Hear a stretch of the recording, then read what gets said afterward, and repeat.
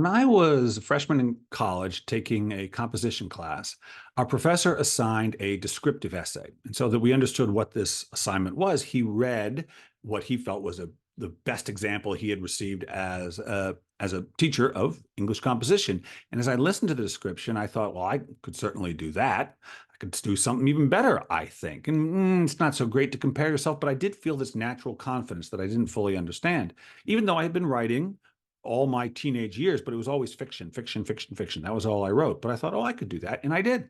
I wrote about what it was to run track, and I really enjoyed writing it.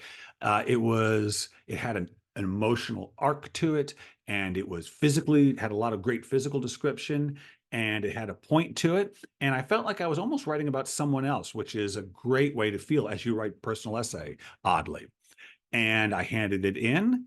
And the next day, the teacher, he came in and he said, I've been teaching this class for 15 years. This is the best descriptive essay I've ever received. And then he read mine aloud to the class. And, look, my 18-year-old ego was doing backflips, but I liked the piece and I agreed with him that it was really good. I was very proud of it and it came easily. And then he assigned a narrative essay and I did that and that came easily. And he also read that to the class. So there, I'd written two personal essays, having never written any in my life, and they came easily, and they came naturally, and they were creative, and they felt artistic, and I wouldn't write another one for another 25 years. It's true. Now, there were a lot of reasons for that.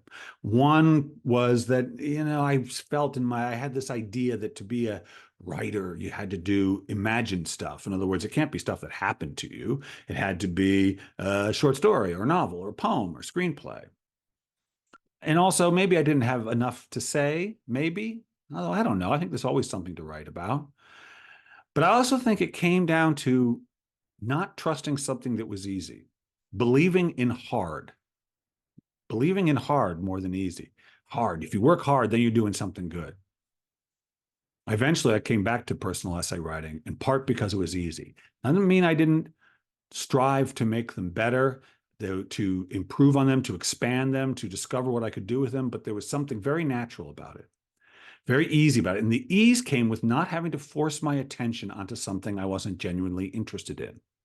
As artists, it's really important to trust easy, to trust effortless, because when you find the right sentence, the right word, the right story, the right genre, there is an effortlessness to it that comes from not forcing anything. Don't mistake forcing for the sort of the satisfying effort that comes from waiting and finding the right word. Don't mistake forcing for the patience necessary to find the story. There's no value in forcing, and there's tremendous value in effortlessness, in ease. Believe in it. That's what you're looking for. I've always felt, or I've come to understand that writing is a search for the effortless path. That's how I know I'm heading in the right direction. Believe in effortless. That's how you know. Believe in effortless. It's what you like. Believe in effortless. It's the way to go. Nobody wants resistance, but we have to work. But there is satisfaction in finding our way around it, past it, and through it. Yeah, it's true. Believe in it. Thanks for listening, as always. And if you don't want to miss a dose, subscribe. And if you like it, say so. I always love to hear from you. So until next week, this is Bill Kenower. Stay fearless.